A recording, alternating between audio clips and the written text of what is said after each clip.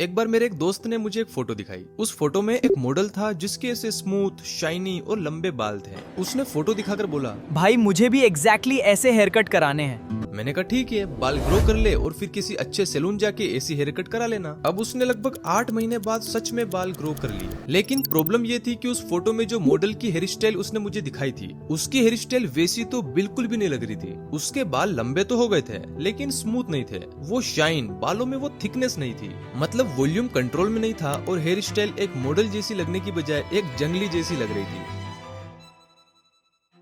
अब पता है ऐसा क्यों हुआ? क्योंकि उसने वही गलतियां करी जो बहुत सारे लड़के लॉन्ग हेयर ग्रो करते वक्त करते हैं। सबसे पहली गलती, उसने ये चेक नहीं किया कि जिस हेयर स्टाइल को वो कॉपी करना चाहता है क्या वो उसके फेस शेप और हेयर टाइप पर सूट करती भी है या नहीं। दूसरी गलती, उसने सिर्फ बाल लंबे करने पर फोकस किया, उन्हें हेल्दी, थिक और शाइनी बनाने पर नहीं। तीसरी गलती, उसने अपनी डाइट और लाइफस्टाइल पर ध्यान नहीं दिया, जिस वजह से उसके बालों को ग्रो करने और हेल्दी रहने के लिए जरूरी न्यूट्रिएंट्स मिले ही नहीं। चौथी गलती, उसका हेयर केयर रूटीन गलत था, जिसकी वजह से बाल और ज्यादा थिन, ड्राई और फ्रीजी लगने लगे। पांचवी गलती, ऑकवर्ड स्टेज के दौरान उसने अपने बालों को प्रॉपरली मैनेज करना नहीं सीखा। और आखिरी गलती, जब उसके बाल फाइनली लंबे हो गए तब भी उसे उन्हें स्टाइल करना नहीं आता था। और यही वो 6 मिस्टेक्स हैं जो लड़कों को लॉन्ग हेयर ग्रो करने में फेल कर देती है। तो चलो अब एक एक करके इन सभी मिस्टेक्स को समझते हैं और देखते हैं कि इन्हें फिक्स करके आप इसी लॉन्ग हेयर स्टाइल कैसे अचीव कर सकते हो। अब लॉन्ग हेयर ग्रो करने से पहले ये चेक करो कि लॉन्ग हेयर तुम पे सूट करेंगे भी या नहीं। बहुत सारे लड़के पिंटरेस्ट या इंस्टाग्राम पर किसी मॉडल की हेयर स्टाइल देखते हैं और सोचते हैं कि बस बाल बड़े करना है और फाइनल रिजल्ट एग्जैक्टली वैसा ही होगा। लेकिन रियलिटी में लॉन्ग हेयर स्टाइल हर बंदे पर सूट नहीं करती। और मेरे उस दोस्त ने भी यही गलती करी। उसने अपने लिए एक बढ़िया लॉन्ग हेयर स्टाइल तो देखी, लेकिन ये चेक नहीं किया कि उसके फेस शेप, हेयर टेक्सचर और हेयर डेंसिटी पर वो हेयर स्टाइल एक्चुअली अच्छी लगेगी भी या नहीं। अब अगर तुम्हारे बाल नेचुरली थिक हैं, उनमें थोड़ा वॉल्यूम और वेव है और तुम्हारा फेस शेप ओवल, स्क्वायर या डायमंड है, तो चांसेस काफी हाई है कि लॉन्ग हेयर स्टाइल तुम पर मस्त लगेगी। लेकिन अगर तुम्हारे बाल बहुत थिन हैं, स्कैल्प इजीली विजिबल रहती हैं या बाल नेचुरली बहुत ड्राई या फ्रीजी हैं, तो वो सेम हेयर स्टाइल तुम पर बिल्कुल अलग दिख सकती है, क्योंकि लॉन्ग हेयर के साथ हेयर वीकनेस और ज्यादा विजिबल हो जाती है। अब इसका मतलब ये नहीं है कि थिन हेयर वाले लड़के लॉन्ग हेयर स्टाइल नहीं रख सकते। इसका मतलब सिर्फ इतना है कि उन्हें पहले अपनी हेयर क्वालिटी पर काम करना पड़ेगा। देखो, अगर तुम्हारे बाल अभी वीक, रफ और लाइफलेस लगते हैं तो उन्हें और लंबा करने से प्रॉब्लम और भी ज्यादा विजिबल हो जाएगी। इसलिए ऐसे केस में पहला गोल लेंथ नहीं होना चाहिए। आपका पहला गोल हेयर क्वालिटी को इम्प्रूव करना होना चाहिए। उसके बाद अपनी हेयर ग्रोथ जर्नी स्टार्ट करो। वैसे वीडियो में आगे आप लोग सीखोगे कि हेयर क्वालिटी को कैसे इम्प्रूव करना है, बट अगर तुम अभी भी कंफ्यूज हो कि लॉन्ग हेयर स्टाइल तुम पर अच्छी लगेगी या नहीं, तो बस अपनी एक क्लियर फोटो लो और उसे चैट जीपीटी पर अपलोड करके डिस्क्रिप्शन में दिए इस प्रॉम्प्ट को पेस्ट कर दो। कुछ ही सेकंड्स में एआई तुम्हें एक रफ प्रीव्यू दे देगा कि लॉन्ग हेयर के साथ तुम कैसे दिखोगे। इस सिंपल हैक से तुम 8-10 महीने की जर्नी स्टार्ट करने से पहले एक एजुकेटेड डिसीजन ले पाओगे। चलो सबसे पहले तुम्हें हेयर ग्रोथ की एक्चुअल प्रोसेस समझाता हूँ। बहुत सारे लोग सोचते हैं कि बाल बाहर से ग्रो करते हैं, इसलिए वो हर नया ऑयल, शैम्पू या सीरम ट्राई करते रहते हैं। लेकिन रियलिटी में हमारे बाल स्कैल्प के बाहर नहीं बल्कि स्कैल्प के अंदर ग्रो करते हैं। जो बाल हमें दिख रहे होते हैं वो टेक्निकली डेड टिश्यू होते हैं, उनमें कोई ब्लड सप्लाई नहीं होती। असली काम स्कैल्प के अंदर हेयर फॉलिकल नाम की इस छोटी सी फैक्ट्री में होता है। इसको एक पेड़ की तरह समझो। अगर पेड़ के पत्ते पीले पड़ रहे हैं तो एक समझदार आदमी पत्तों पर ग्रीन पेंट नहीं करता, वो जाकर जड़ों को चेक करता है, क्योंकि प्रॉब्लम जड़ों में है। बिल्कुल वैसे ही अगर तुम्हारे बाल वीक, थिन या रफ हैं, तो सिर्फ बाहर से प्रोडक्ट लगाने से सब कुछ फिक्स नहीं होगा। पहले स्कैल्प और बॉडी को सही न्यूट्रिशन देना पड़ेगा। देखो, एक एवरेज इंसानी बाल 1 से 1.5 सेंटीमीटर पर मंथ ग्रो करता है। मतलब अगर तुम्हारे बाल अभी 2 से 3 इंच के हैं और तुम्हें 8 से 10 इंच तक पहुंचना है, तो तुम्हें 8 से 14 महीने लग सकते हैं। लेकिन हाँ, सबके बाल सेम स्पीड से ग्रो नहीं करते। कुछ लोगों के बाल नेचुरली तेजी से ग्रो करते हैं और कुछ लोगों के स्लो। इसका रीजन जेनेटिक्स, न्यूट्रिशन, स्लीप और ओवरऑल हेल्थ होती है। इसलिए अगर तुम्हारे बाल वीक, थिन या लाइफलेस हैं, तो ये क्लियर साइन है कि तुम्हारी बॉडी को वो न्यूट्रिएंट्स ही नहीं मिल रहे हैं जिससे स्ट्रॉन्ग हेयर बनते हैं।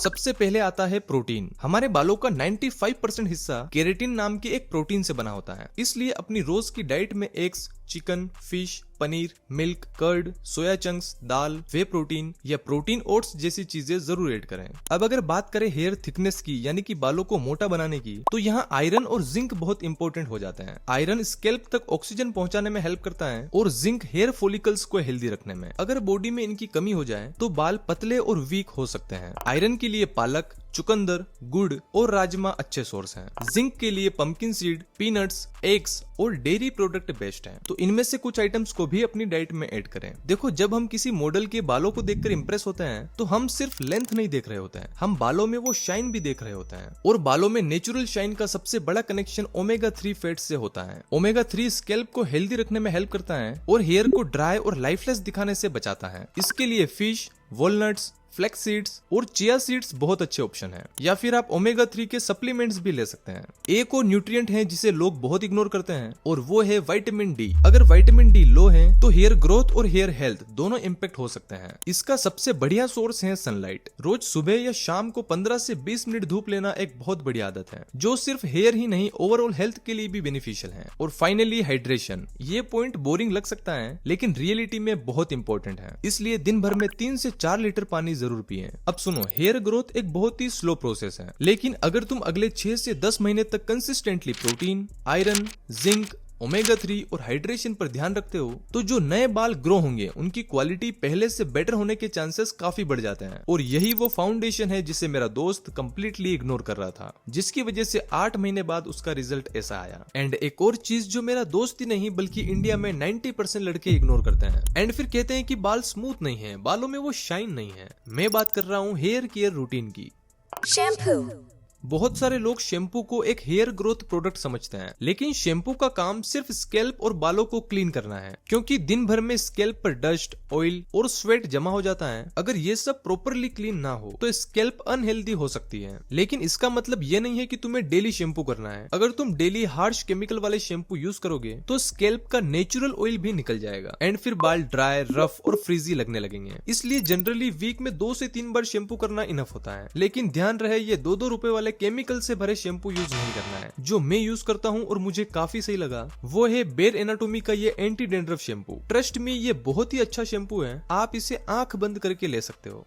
कंडीशनर।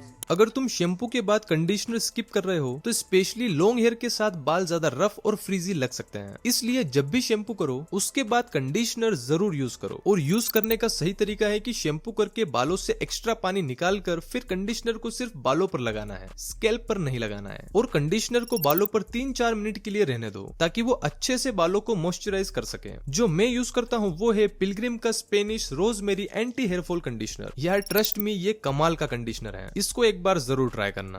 Hair oil.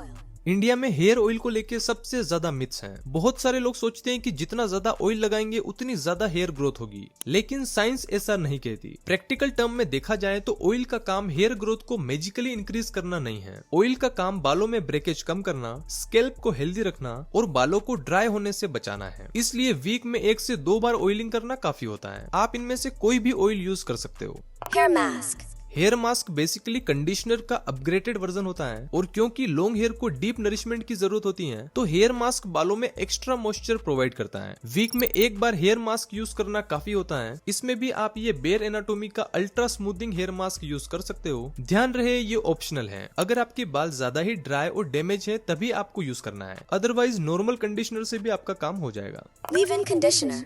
इसका काम पूरे दिन बालों में मॉइस्चर मेंटेन रखना है। अगर तुम्हारे बाल ज्यादा ही ऐसे रूखे सूखे दिखते हैं तो लिव इन कंडीशनर तुम्हारे लिए गेम चेंजर हो सकता है। लिव इन कंडीशनर को शैम्पू के बाद हल्के गीले बालों में लगाया जाता है। इसे स्कैल्प पर नहीं, सिर्फ बालों पर लगाना है बस। इसके बाद आपको कुछ भी और लगाने की जरूरत नहीं है। इससे आपके बाल पूरे दिन स्मूथ और सेट रहेंगे।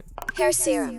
तुम जिस भी किसी के स्मूथ और शाइनी हेयर देख के इम्प्रेस हुए हो तो there is a high chances कि उस शाइन की वजह सीरम है। हेयर सीरम का काम बालों को इंस्टेंट स्मूथनेस और शाइन देना होता है। ये कोई ट्रीटमेंट नहीं है, लेकिन फाइनल लुक को इम्प्रूव करने में काफी हेल्प करता है। बस रेडी होने के बाद आपको बालों में कोई भी ऑयल नहीं लगाना है, बस 2-3 ड्रॉप सीरम लेके अपने बालों पे लगाना है। सीरम में आप ये लोरियल पेरिस का सीरम यूज कर सकते हो। अब अगर तुम नोटिस करो तो हेयर केयर रूटीन में हर प्रोडक्ट का अपना एक अलग काम है। शैम्पू क्लीन करता है, कंडीशनर सॉफ्टन करता है, ऑयल मॉइस्चराइज करता है, हेयर मास्क डीप नरिशमेंट देता है, leave in conditioner frizz control करता है और सीरम फाइनल शाइन और पॉलिश ऐड करता है।